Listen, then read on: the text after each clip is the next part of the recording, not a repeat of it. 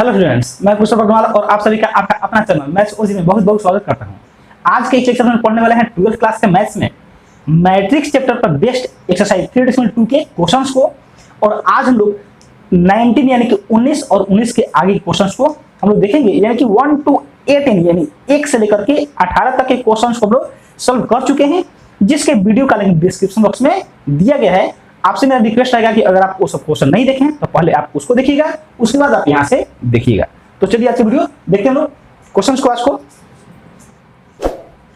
तो हम लोग का 19 नंबर क्वेश्चन है, और trust fund has Rs 30,000 that must be interested in 2 different types of bonds. यहां तक क्या कर रहा है क्वेश्चन कर रहा है कि कोई ट्रस्ट है जिसके पास कितने रुपए हैं, फंड के लिए 30,000 रुपए है, और वह कितने प्रकार के बॉन्ड में निवेश करना चाहता है। तो वो 2 प्रकार के, देखिएगा 2 टाइप बॉन्ड है और उसी में वो क्या करता है, निवेश कर रहा है। और वह निवेश इस प्रकार से कर रहा है, इन्वेस्ट इस प्रकार से कर रहा है कि उसको जो फर्स्ट बॉन्ड है उसमें उसको कितना परसेंट इंटरेस्ट मिल रहा है पर ईयर, 5%। और यहां देखेंगे सेकेंड बॉन्ड में उसको कितना परसेंट मिल रहा है, तो सेकेंड बॉन्ड में उसको 7% पर ईयर मिल रहा है। ठीक है, अब इसको हम लोग कैसे सॉल्व करना है, तो इसको हम लोग को सॉल्व करना है मैट्रिक्स मल्टीप्लिकेशन का यूज करके। देखिएगा यहां से, और बताना है कि उसको दोनों बॉन्ड में यानी कि फर्स्ट बॉन्ड में और सेकंड बॉन्ड में किस प्रकार से इन्वेस्ट किया जाए जिससे कि उसको पर ईयर कितना इंटरेस्ट मिले, 1800 इंटरेस्ट मिले। तो ये बताइए, हम लोग जानते हैं कि अगर यहां पर 30,000 रुपए है, कितने रुपए हैं, 30,000, इसको कितने बॉन्ड में निवेश करना चाहता है, 2 बॉन्ड में, फर्स्ट बॉन्ड और ये हो गया सेकेंड बॉन्ड। सही है। अब ये बताइए इसमें फर्स्ट बॉन्ड में इसको कितना परसेंट मिलता है, 5% इंटरेस्ट मिलता है, और सेकेंड बॉन्ड में 7% इंटरेस्ट मिलता है। तो सबसे पहले हमको ये तो पता चल जाए कि इस फर्स्ट बॉन्ड में हम लोग कितना रुपया निवेश करें, है ना, और सेकेंड बॉन्ड में कितना। तो मान लेते हैं कि फर्स्ट बॉन्ड में कितना, x रुपीस इन्वेस्ट किया गया, तो सेकेंड बॉन्ड में कितना, तो 30,000 में से x कम हो जाएगा, यानी कि 30,000 माइनस x, इतना रुपया किसमें निवेश करेगा, सेकेंड बॉन्ड में। तो फर्स्ट में क्या कहता है कि उसको 1800 लाभ मिले। ठीक है, फिर उसी क्वेश्चन कहता है कि अब दूसरी बार उसको निवेश करना है, लेकिन दूसरी बार उसको कितना प्रॉफिट चाहिए, उसको 2,000 चाहिए। तो उस समय वह कितने रुपयों को फर्स्ट बॉन्ड और सेकंड बॉन्ड में निवेश करेगा। तो अभी इसको हम लोग सॉल्व करते हैं। यहां ध्यान देंगे, सबसे पहले हम लोग इसमें लैंग्वेज क्या लिखेंगे, तो ध्यान देंगे, लिखेंगे let the amount invested in first bond कितना, तो x rupees, then the amount invested in second bond, तो सेकेंड बॉन्ड में कितना हो जाएगा, ये 30,000 यानी 30,000 माइनस x रुपीस। सही है। अब इसको मिटा देते हैं क्योंकि हम लोग बात समझ चुके हैं। अब यहां से आपको थोड़ा सा सोचना पड़ेगा, क्या ये कह रहा है कि मैट्रिक्स मल्टीप्लिकेशन का यूज करके आपको सॉल्व करना है, मैट्रिक्स मल्टीप्लिकेशन का। तो लिखते हैं हम लोग, और एक और बात को ध्यान दीजिए, कितना चाहिए इसको, 1800 रुपए इसको इंटरेस्ट चाहिए। अब ये बताइए, यानी कि दोनों को मल्टीप्लाई कीजिए, किसको, तो इसमें रुपीस में यानी कितने रुपए हैं और जो इंटरेस्ट उसको मिल रहा है उसको, जब दोनों को मल्टीप्लाई करेंगे तो कितना हम लोग को आएगा, 1800, क्योंकि कह रहा है मल्टीप्लिकेशन का यूज करना है। तो अब ये बताइए कि जो मल्टीप्लाई करने के बाद आ रहा है वो कितना है, 1800, और 1800 क्या है, एक एलिमेंट है। यानी कि अगर एक एलिमेंट है, मैट्रिक्स बनाएंगे तो कुछ ऐसे मैट्रिक्स बनेगा।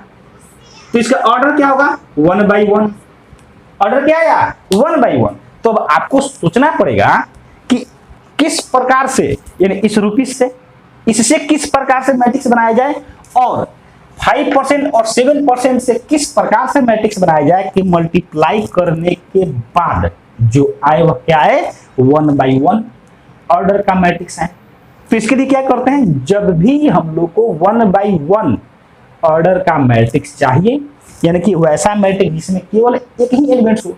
तो हम लोग पहले यानी कि मल्टीप्लाई करेंगे तो एक इधर मैट्रिक्स होगा और एक इधर मैट्रिक्स होगा, और इसको मल्टीप्लाई करने के बाद यहाँ आ रहा है कितना 1/1। तो इसमें भी ध्यान देंगे रो की संख्या एक रखनी होगी। रो की संख्या कितनी? एक, और दूसरे वाले में कॉलम की संख्या कितनी रखनी होगी? एक, और तभी इसको मल्टीप्लाई करेंगे तो ये आएगा। समझ रहे हैं? तो इसको हम लोग आइए गुणा करते हैं। ठीक है, अब आपकी मर्जी, आप चाहें तो पहले 5% और 7% को रखें पहले मैट्रिक्स में, या फिर आप चाहें तो x और 30,000 माइनस x को रखें। वो जैसे मन करे वैसे रख सकते हैं। तो हम लोग क्या करते हैं, इस रुपीस को हम लोग पहले रखते हैं, यानी कि x और ये हो गया कितना 30,000 माइनस x, ये फर्स्ट मैट्रिक्स हो गया। और सेकेंड मैट्रिक्स तो ध्यान देंगे, फर्स्ट में क्या है? एक रो है, तो सेकेंड में क्या रखना पड़ेगा? एक कॉलम। और क्या है? तो 5% और ये 7%। समझ रहे हैं? अब यहां पर भी थोड़ा सा ध्यान देंगे। पहले क्या है? x, और x किस बॉन्ड के लिए है? फर्स्ट बॉन्ड के लिए है। तो आपको इसमें भी पहले रखना पड़ेगा क्या? फर्स्ट बॉन्ड के लिए। और देख रहे हैं फर्स्ट बॉन्ड के लिए कितना परसेंट इंटरेस्ट है? 5%। बाद में है सेकंड के लिए रुपीस, तो सेकंड का इंटरेस्ट। और ये आ कितना रहा है? तो ये आ रहा है 1800। आई होप कि आपको ये अच्छे से समझ में आया होगा। अब इसको आपको क्या कर देना है? केवल सॉल्व कर देना है। तो सॉल्व कर देते हैं। ये मल्टीप्लाई करेंगे इसमें, तो इसको लिख सकते हैं हम लोग x इंटू कितना 5% प्लस ये 30,000 minus x into 7% equal to कितना हो जाएगा? ये 1800। दो मैट्रिक्स को गुणा कैसे करते हैं आपको जैसे से पता है, इन मल्टीप्लिकेशन ऑफ मैट्रिसेस। अगर नहीं थोड़ा भी दिक्कत हो तो उसके वीडियो का भी लिंक डिस्क्रिप्शन बॉक्स में दिया गया है, आप उसको भी देख सकते हैं। आई होप कि आपको ये समझ में आ रहा है। तो चलिए इसको जब सॉल्व करेंगे तो परसेंट हटाएंगे तो क्या करेगा? 100 डिवाइड, यानी कि 5x/100 प्लस यहां से ये हो जाएगा 30,000 माइनस x इंटू 7। तो यहाँ 7 से मल्टीप्लाई कर देते हैं, डिवाइड कितना 100 इक्वल टू कितना आ रहा है ये ऐसे। अब इसको हम लोग आगे थोड़ा सा और बढ़ाते हैं सॉल्व करते हुए। तो यहाँ देख रहे हैं एलसीएम कितना हो जाएगा? 100। एलसीएम हो जाएगा यहाँ से 100, और ये न्यूमरेटर का सम यानी कि 5x प्लस 21 ऐसे आएगा माइनस कितना 7x। ये आपको जो अच्छे से आता है इसके आप मास्टर हैं। इक्वल टू कितना 1800। ये इधर आके मल्टीप्लाई करेगा और इसको जब सॉल्व करेंगे तो कितना आएगा? Minus 2x plus 210000 equal to कितना? ये 1800, और ये इधर जाके मल्टीप्लाई करेगा तो और 00 हो जाएगा। सही है। अब ये इधर जाकर माइनस हो जाएगा तो माइनस 2x, और जब जैसे ही इधर जाएगा तो पहले से है इधर कितना माइनस 21000। ये माइनस 2x इक्वल टू, इसको जब सॉल्व करेंगे तो ये आएगा माइनस 30000। ऐसे माइनस से माइनस कैंसिल, तो देयरफॉर x इक्वल टू क्या आ गया? 15,000। कितना आ गया? 15,000। तो यहां से ये बताइए, हम लोग क्या देख रहे हैं कि x का वैल्यू कितना आया? 15,000 यानी कि 15,000। x क्या है? तो the amount invested in first bond, यानी कि फर्स्ट बॉन्ड में निवेश कितना आ गया? कितना इन्वेस्ट करेंगे? 15,000। तो जब x का वैल्यू आ गया तो यहाँ क्या करेंगे? 30,000 माइनस 15,000, ये भी कितना आएगा? 15,000। यानी कि सेकेंड बॉन्ड में भी इन्वेस्ट कितना होगा? 15,000। तो इस प्रकार से 1800 लाख लेने के लिए, इंटरेस्ट लेने के लिए फर्स्ट बॉन्ड में भी और सेकेंड बॉन्ड में भी कितना कितना निवेश करना होगा? तो 15,000 और 15,000। ठीक है। तो इतना लिखने के बाद आप यहाँ पर लिख लेंगे क्या? आप लिख लेंगे the amount invested in first bond equal to, और x की जगह क्या रख देंगे? 15,000। फिर नीचे लिखेंगे the amount invested in second bond equal to 30,000 minus x की जगह 15,000, और वो भी क्या आ जाएगा? 15,000। और इस तरीके से हम लोग का फर्स्ट सॉल्व हो जाएगा। सही है। अब देखिए अगर हम लोग b को सॉल्व करना चाहे तो क्या करेंगे? ये तो a के लिए था ये पूरा, सही है ना। अब b के लिए सॉल्व करना होगा तो हम लोग को क्या करना होगा? तो थोड़ा सा ध्यान दीजिए, जहां 1800 है वहां पर क्या कर देंगे? 2000, समझ रहे हैं। यहां पर भी क्या कर देंगे 2000 कर देंगे, ठीक है ना। देखिए क्वेश्चन बिल्कुल सेम है, केवल 1800 के लिए क्या कर देना है 2000, तो यहां पर भी क्या कर देंगे 2000 ऐसे, तो यहां पर भी क्या आ जाएगा 2000 ऐसे आ जाएगा, यहां पर भी क्या आ जाएगा 2000। आई होप आप इसको अच्छे से समझ रहे हैं, ठीक है। तो ये कितना हो जाएगा, ये हो जाएगा 2020, ये 2000 पर 00, ठीक है इतना। अब ये यहां पर क्या हो जाएगा ये 2000 ऐसे, तो क्या आएगा यहां पर, इसमें से जब इसको माइनस करेंगे तो ये आएगा 10,000, कितना आएगा ये आएगा 10,000, ठीक है। अब जब आप 2 से इसमें डिवाइड करें तो ये कितना आ जाएगा 5,000, यानी कि फर्स्ट बॉन्ड में निवेश कितना हो गया 5,000, तो सेकंड बॉन्ड में निवेश कितना हो जाएगा 30,000 माइनस 5,000 यानी कि 25। तो अब देखते हैं क्वेश्चन नंबर 20। देखिएगा क्वेश्चन नंबर 20 है, the books of a particular school has 10 dozen chemistry books, 8 dozen physics books, 10 dozen economics, their selling prices are Rs80, Rs60 and Rs40 each respectively.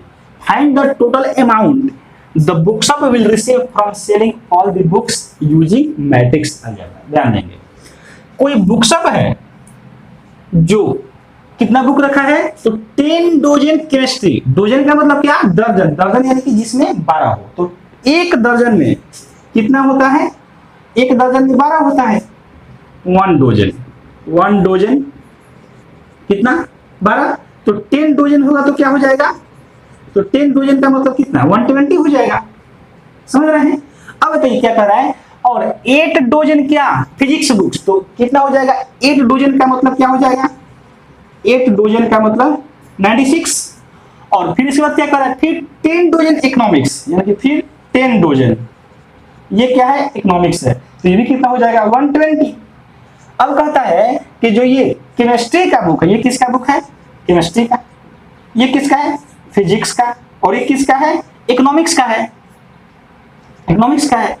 तो जो केमिस्ट्री का बुक है, देखिए आप ध्यान देंगे, आप प्राइस कैसे आइडेंटिफाई करेंगे, तो इसमें पहले क्या है केमिस्ट्री है, उसके बाद क्या है फिजिक्स है, उसके बाद क्या है इकोनॉमिक्स है। तो जो पहला प्राइस होगा वो केमिस्ट्री का, दूसरा प्राइस होगा वो फिजिक्स का, और जो तीसरा प्राइस होगा वो इकोनॉमिक्स का। तो केमिस्ट्री के लिए कितना है 80, फिजिक्स के लिए कितना है 60, और इकोनॉमिक्स के लिए कितना है 40, ऐसे समझ रहे हैं। अब आप ध्यान देंगे, आप देख रहे हैं ये किसका लिस्ट है, ये बुक का, ये किसका लिस्ट है, ये प्राइस का। अब आप जानते हैं कि अगर दुकानदार यानी कि जो भी बुक शॉप वाला है, अगर वो बुक पूरे बुक को सेल कर देगा तो लास्ट में उसको जो प्राइस मिलेगा वह क्या होगा, एक ही एलिमेंट होगा। जैसे मान लीजिए मैं बोलता हूं कि उसको जो प्राइस मिला वह मिला 20,000, तो क्या हुआ, यह एक ही एलिमेंट तो है ना, एक ही एलिमेंट हुआ। या फिर मैं ये बोलूं कि उसको 15,725 रुपीस मिला, इतना मिला, तो ये भी क्या है एक ही एलिमेंट है। यानी कि इसको और इसको हम लोग को इस प्रकार से मैट्रिक्स बनाना है और इस प्रकार से गुणा करना है कि गुणा करने के बाद जो आए वह क्या हो, एक ही एलिमेंट हो, यानी फिर क्या 1/1 ऐसे। तो अभी आपको इसके जस्ट पीछे वाले क्वेश्चन बताया गया था क्या, कि जब भी आपको 1/1 मैट्रिक्स चाहिए, कैसे मुझे समझ में आया 1/1, क्योंकि एक ही एलिमेंट है। तो जब भी आपको 1/1 मैट्रिक्स चाहिए तो क्या करना होता है, जो आप पहले मैट्रिक्स लेते हैं उसमें रो की संख्या 1 होनी चाहिए, और जो दूसरा मैट्रिक्स लेते हैं उसमें कॉलम की संख्या 1 होनी चाहिए, और जो गुणा करने के बाद आएगा वो उसका ऑर्डर क्या होगा 1/1। समझ में आया। तो हम लोग को क्या करना है, आप चाहे तो इसको पहले रख सकते हैं, चाहे तो इसको पहले रख सकते हैं, लेकिन ध्यान क्या रखना है, जो पहले रहेगा उसमें रो की संख्या 1 होगी, ठीक है ना। तो हम लोग इसको आगे बढ़ाते हैं, कैसे सॉल्व करेंगे ध्यान दीजिए। इसको सॉल्व करने के लिए हम लोग जो इसमें नंबर ऑफ बुक्स है उसको हम लोग पहले रख लेते हैं, यानी पहले मैट्रिक्स में, तो इसको लिखना पड़ेगा किसमें रखना पड़ेगा, रो में। तो ये 120, ध्यान देंगे क्या लिखा है 10 डजन लिखा है, बट जो बुक का प्राइस दिया गया वो क्या दिया गया, ईच लिख रहा है 40 ईच, 60 ईच, 80 ईच, यानी कि एक बुक का प्राइस दिया गया है। तो 10 डजन में कुल कितने बुक, तो यहां देखिए 10 डजन में 120, इसके बाद क्या 8 डजन में 96, 10 डजन में 120 ऐसे आया। फिर इसमें मल्टीप्लाई करना है तो क्या बोला गया, पहला रो है दूसरा कॉलम, तो ये 80, ये 60 और ये 40, इसी को हम लोग क्या कर देंगे, मल्टीप्लाई कर देंगे, तो जो आएगा वो हम लोग का आंसर हो जाएगा, यानी कि टोटल अमाउंट हो जाएगा। तो आइए इसको सॉल्व कर देते हैं। जब इसको सॉल्व करेंगे हम लोग तो ये फर्स्ट रो और ये फर्स्ट कॉलम मल्टीप्लाई करेगा, यानी 120 into 80, 120 into 80 plus 96 into 60, 96 into 60 plus 120 into ये 40 और इसको सॉल्व कर दीजिए तो ये आ जाएगा 9600 प्लस यहां से 6 जा 36, ये ऐसे आ जाएगा, इतना आ जाएगा प्लस 4800 ऐसे आ जाएगा। इसको जब सम करेंगे तो ये कितना आएगा, यहां देख लीजिए, ये 9600 5760 4800, तो यहाँ 06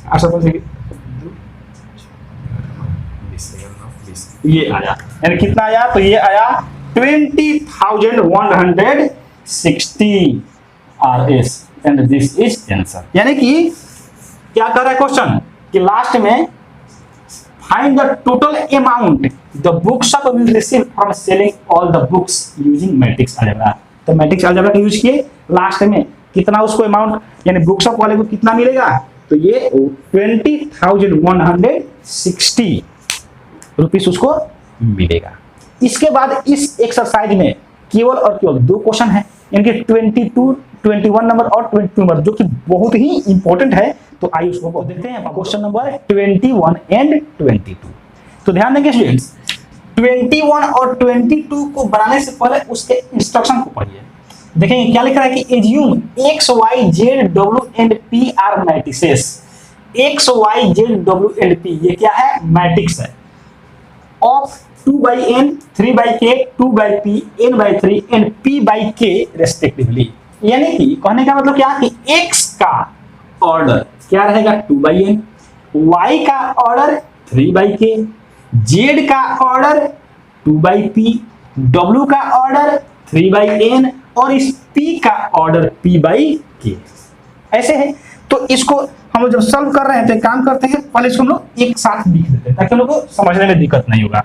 x के लिए ऑर्डर क्या है, तो देखिए पहले x है तो यहाँ पहले क्या है 2/n, तो ये 2/n हो जाएगा। उसके बाद क्या है y, तो y के लिए ऑर्डर क्या होगा, आप देख करके बोलिए क्या हो जाएगा, ये दूसरा वाला 3/k, तो ये हो गया 3/k।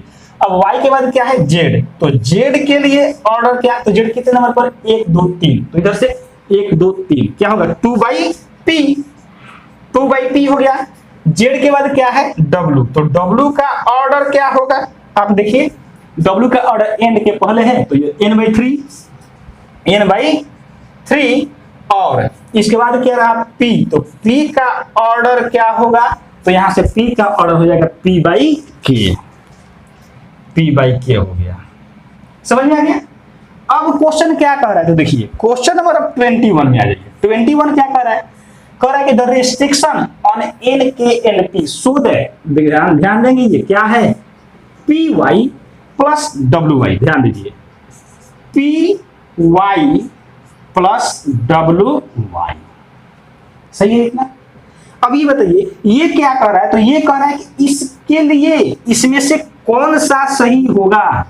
तो ये देख रहे हैं ये जो भी है ये सब क्या है ऑर्डर के ही एलिमेंट, ये ऑर्डर के ही है, देख रहे हैं के क्या है ऑर्डर में ही है, ये 3 क्या है ऑर्डर, तो आप इस पूरे का ऑर्डर डिफाइन कर दीजिए, आपका आंसर मैच कर जाएगा। तो ध्यान दीजिए py, इसके लिए आपको थोड़ा सा 2 मैट्रिक्स को गुणा करने के बाद जो आता है क्या ऑर्डर, वो कैसे आता है थोड़ा उसको रिमाइंड कीजिए।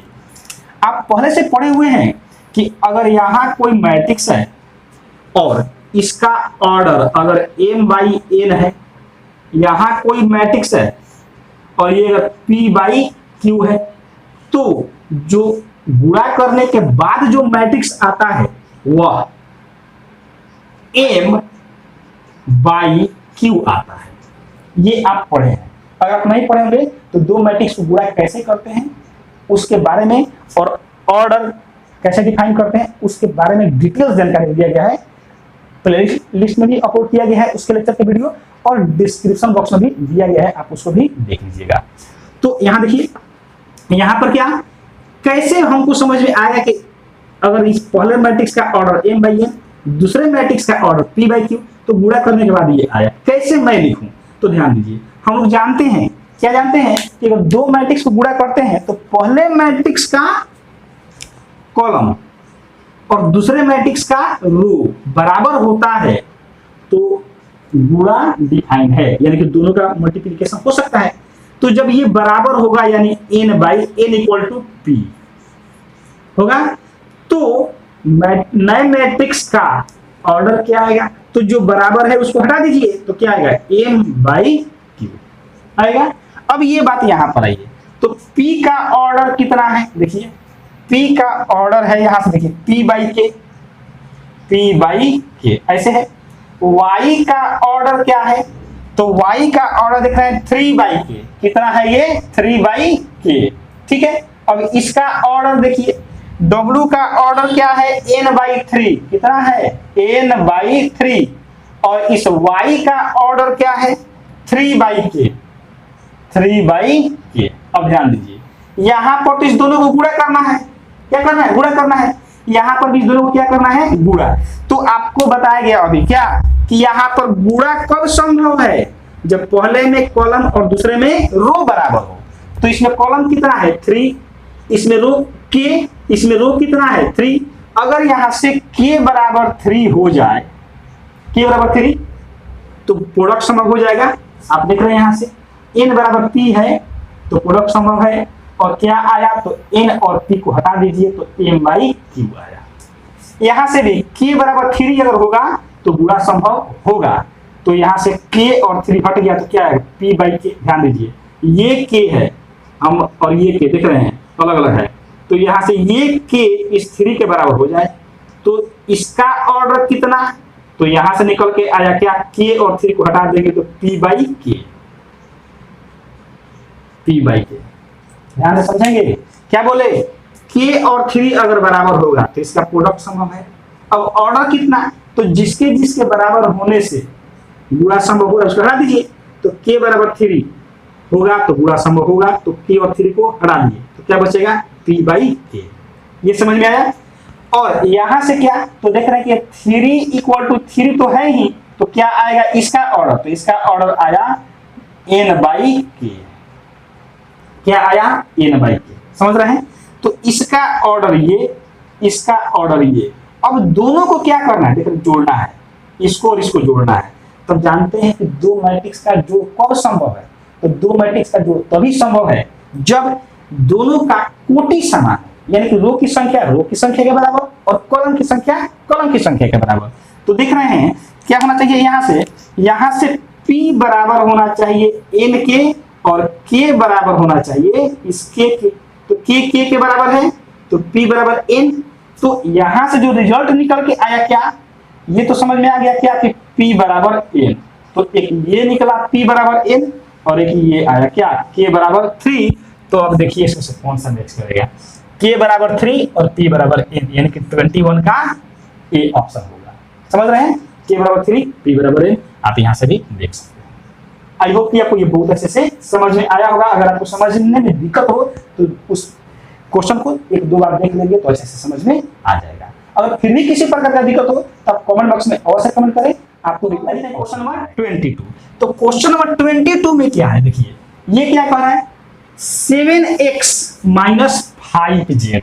यहां ध्यान दीजिए, 7x माइनस 5z, इस नंबर से कोई भी मतलब नहीं है। अगर दो मैट्रिक्स को हम जोड़ें या घटाएं, उसमें उस मैट्रिक्स में किसी संख्या से जोड़े, किसी संख्या से गुणा करें तो भी कोई फर्क पड़ने वाला नहीं है।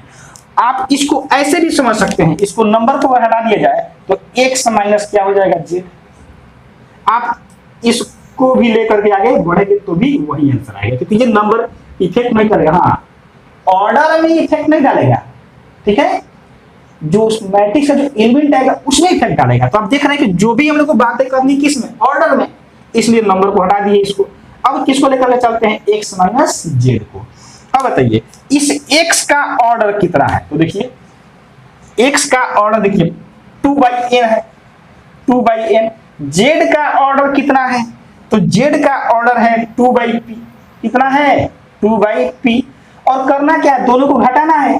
तो हम जानते हैं कि दो मैट्रिक्स को जोड़ते हैं या घटाते हैं कब, जब उनकी कोटि समान हो।